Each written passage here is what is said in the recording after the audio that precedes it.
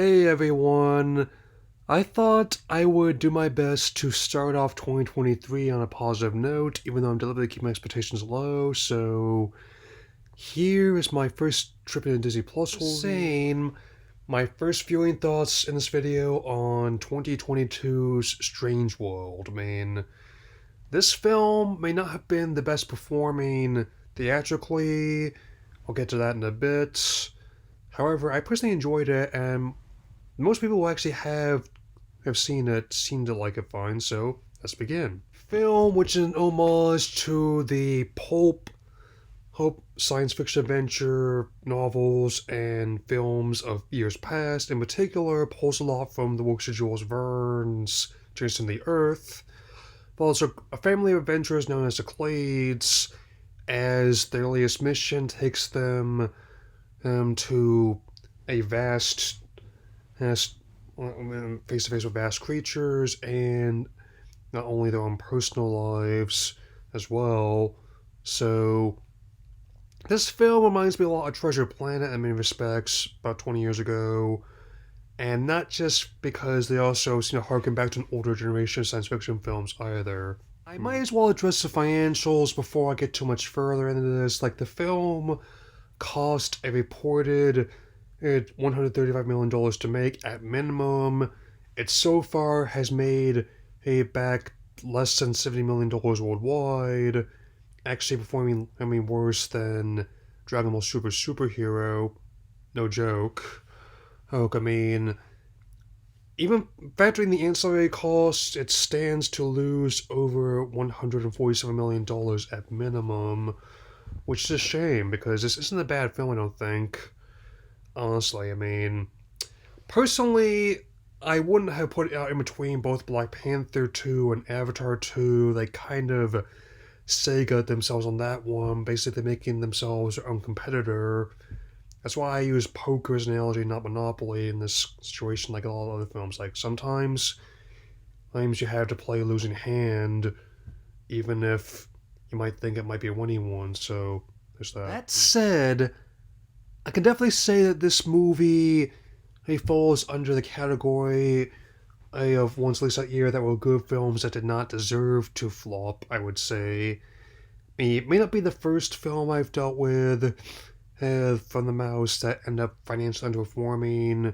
Actually, it's pretty worth watching, nor will it be the last. At any rate, even this year. And I definitely enjoy the visual presentation, especially with director Don enthusiasm with the pulp style of filmmaking and the color palettes, especially nice usages of red, blue, magenta, green. There's even some very creative use of yellows and purples in there as well. Just how, and just also like things like these characters' design, also like the technology they use. Like, basically, imagine the 2020s if they were envisioned by people living in the 1920s. You more or less have it. That's kind of retrofuturism there. Voice cast is also pretty solid put together. Each one seems to fit their roles and definitely give good performances. In no particular order, the family includes the likes of Jake Gyllenhaal, Dennis Quaid, Gabrielle Union, and Karan Soni. I especially like Ellen Tudyk as their pilot Duffel. And one standout is singer, actor, comedian Jabuki as the teenage Ethan. And I especially like his arc. Especially how not only did they give him this kind of relationship, but they didn't make it a big deal even. I like that. And all things considered, I am glad the movie's already starting to find its audience in Disney Plus. Which, even though it's made less than half of what even Encanto did this time last year, that film too was not truly recognized as part of the wheelhouse until it went online as well. Last year and the year before that already showed that the road to recovery is not without its bumps at the box office. And looks like this year's going to be another example of that as well. And I definitely will say this. I mean, there are some dark moments, but there's like this mostly comes from like personal conflict. Like the most part, like that kind of really shines through. Like it's not really any one villain.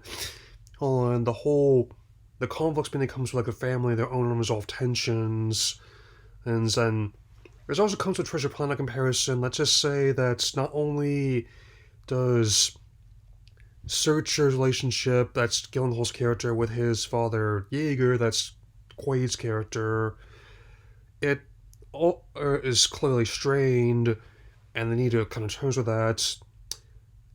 It also affects his relationship with his son Ethan, and, and which is the Jabuki character with the BF who has the same cards again. And I actually generally like the kid, even if some Florida man legitimately does not. Anyway, hey, this may not have been my favorite film, released on this banner in 2022. Not my favorite anime film overall, but I definitely would give it an honorable mention at least. Definitely a worthwhile 4 out of 5. And I'm really glad that even though it did not do too well theatrically, it's already starting to find its audience on D+, and hopefully it'll continue the rest of the year. I mean, anyway, that's all for now, and I'll see you all again soon. Take care, everyone.